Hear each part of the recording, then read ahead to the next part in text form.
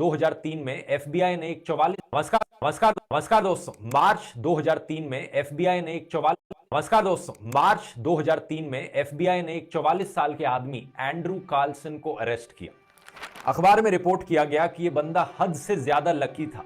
Stock market के इतिहास में शायद ही किसी ने इतने पैसे कमाए थे। इसने 2 हफ्ते के अंदर अंदर $800 इन्वेस्ट किए और वो $350 मिलियन बन गए। एफबीआई को शक हुआ कि यहां पर कुछ तो स्कैम किया जा रहा है, फ्रॉड किया जा रहा है इसके द्वारा, ये कोई इनसाइडर ट्रेडर होगा। लेकिन जब एंड्रू से पूछताछ करी गई तो उसने जवाब दिया कि मैं एक टाइम ट्रैवलर हूं, मैं 250 साल फ्यूचर से आया हूं, मुझे पता था कौन सा स्टॉक यहां पर ऊपर जाएगा नीचे जाएगा और सोच समझ के मैंने पैसे इन्वेस्ट किए थे, तभी ये रिजल्ट हुआ है।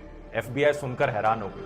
एफबीआई को लगा ये पक्का झूठ बोल रहा है और एफबीआई ने सोचा कि हम प्रूफ करके दिखाएंगे कि ये झूठ बोल रहा है बंदा। लेकिन जब और जांच करी गई तो पता चला कि दिसंबर 2002 से पहले कार्लसन का कोई रिकॉर्ड ही नहीं था कहीं पर। इससे भी ज्यादा हैरान कर देने वाली चीज, 3 अप्रैल को कार्लसन को कोर्ट में पेश होना था अपनी बेल हियरिंग के लिए, लेकिन अचानक से वो गायब हो जाते हैं और उसके बाद वो कभी नहीं दिखते। क्या वो सही में टाइम ट्रैवलर थे? क्या टाइम ट्रैवल सही में पॉसिबल है या फिर ये सिर्फ फिल्मों में ही दिखाया जाता है? आज के वीडियो में इस टाइम ट्रैवल के टॉपिक को आइए गहराई से समझते हैं scientifically. Wait, are you talking about a time machine?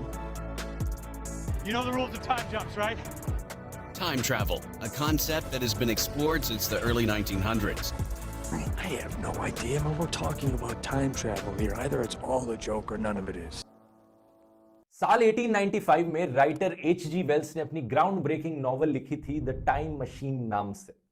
इसी के बाद ही था कि ये टाइम मशीन शब्द पॉपुलर हुआ। एक ऐसी मशीन जो आपको समय में आगे पीछे लेकर जा सकती है, जिसके द्वारा आप टाइम ट्रैवल कर सकते हैं। हालांकि ये नॉवल फिक्शन थी, साइंस फिक्शन थी कंप्लीटली, लेकिन इसी से ही प्रभावित होकर कई फिलोसोफर्स और फिजिसिस्ट सोच में पड़ गए। टाइम ट्रैवल पर ना सिर्फ सीरियस रिसर्च पेपर्स लिखे गए बल्कि ढेर सारी फिल्में भी बनाई गई मूवी डायरेक्टर्स के द्वारा। अब देखा जाए तो एक्चुअली में टाइम ट्रैवल कैसे किया जाता है उसके बेसिस पे इसे अलग अलग तरीकों में बांटा जा सकता है। पहले साइंस फिक्शन फिल्मों का ही इस्तेमाल करते हैं इस कॉन्सेप्ट को थोड़ा बेहतर समझने के लिए। देखा जाए टाइम ट्रैवल कई अलग अलग तरीकों का हो सकता है। पहला तरीका है कि one way travel to the future. Future में टाइम ट्रैवल कर रहे हो लेकिन वापस नहीं आ सकते आप वहां से, ये वन साइडेड टाइम ट्रैवल है।